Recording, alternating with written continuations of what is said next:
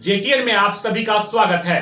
खास खबरों के साथ मैं चंदन कुमार झा। राजस्थान विधानसभा उपचुनाव में किसके पाले में जाएगी सीट, यह तो आने वाला 2 नवंबर बताएगा। फिलहाल जो अब तक की घटना है और पिछला चुनाव का जो आंकड़ा है, जिसके हिसाब से जेडीयू के शशि भूषण हजारी को पिछले 2020 के चुनाव में 53,980 वोट मिले थे।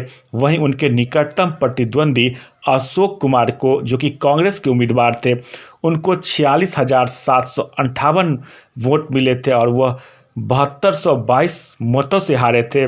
और पिछले साल मतों का प्रतिशत 54.32 था, जबकि इस वर्ष मतों का प्रतिशत 49.6 रहा।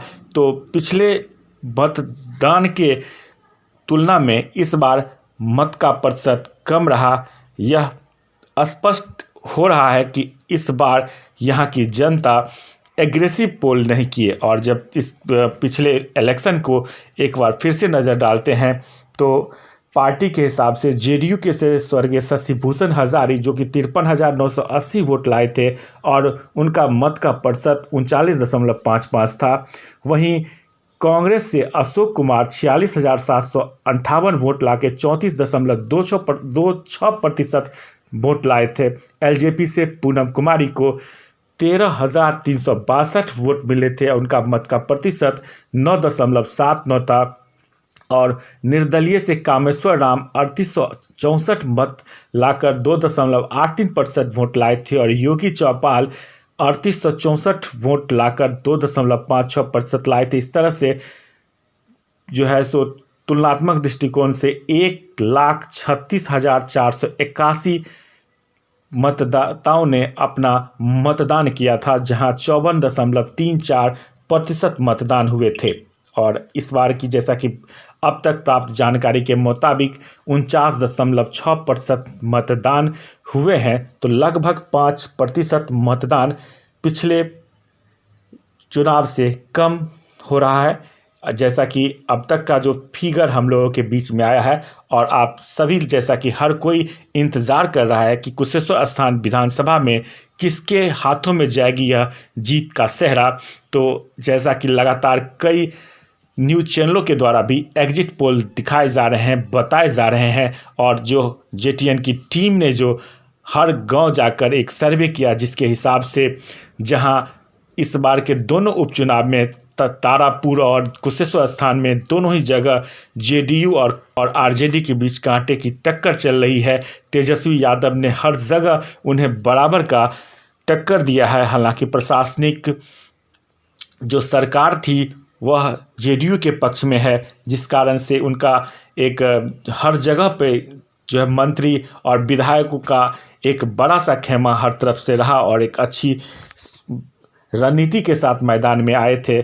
लेकिन यह कह पाना मुश्किल है, क्योंकि विकास की जिस मुद्दे को बात कर रहे थे, तो यहाँ के लोग अगर विकास मिला तो फिर बाकी सारे मंत्री यहाँ क्यों आए उन विकास को बताने के लिए, यह भी एक प्रश्न बनता है। लेकिन फिलहाल जीत और हार का सेहरा अभी भी बाकी दोनों ही पार्टी की तरफ से अपनी जीत की दावेदारी की जा रही है।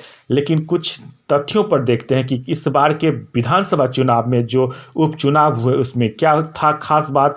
तो जेडीयू के लिए एक खास बात थी सिंपैथी वोट की, जैसा कि लोकसभा में भी देखा गया था।